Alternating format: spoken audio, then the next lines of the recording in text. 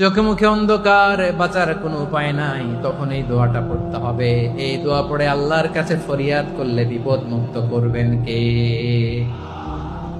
এমন বিপদ মাঝে মাঝে হয় না, দেয়ালে পিঠ থেকে যায়, চোখে মুখে অন্ধকার, কি করব দিশা খুঁজে পাই না, এরকম হয় কখনো?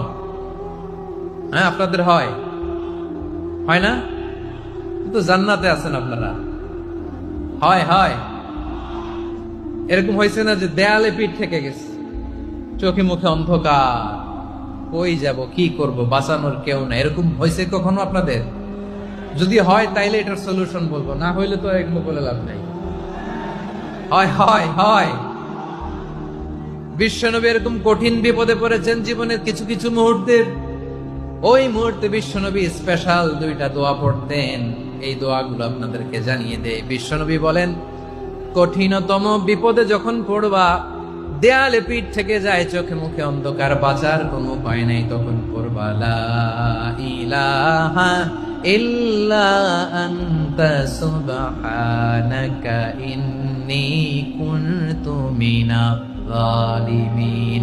আল্লাহ, তুমি ছাড়া কোনো ইলাহ নাই, তুমি পবিত্র, নিশ্চয় আমি জালিমদের অন্তর্ভুক্ত। সুবহানাল্লাহ বলেন। এই দোয়া সাইয়েদনা ইউনূস আলাইহিস সালাম পড়েছিলেন যখন মাছের পেটে ছিলেন। কিসের পেটে?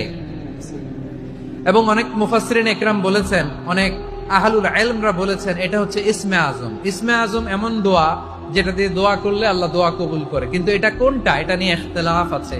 কোন কোন আহলুল ইলম বলেন এই লা ইলাহা ইল্লা আনতা সুবহানাকা ইন্নী কুনতু মিনাজ জালিমিন, এটা হচ্ছে ইসমে আজম। সাইয়েদনা ইউনূস আলাইহিস সালাম পড়েছেন, আপনারা পড়েননি? তুফান হইলে পড়েন না? আমাদের এলাকায় তো এটা খুব, এটার উপর ব্যাপক আমল আছে। পটুয়াখালীতে কি অবস্থা বলেন? পড়েন পড়েন পড়েন পড়েন।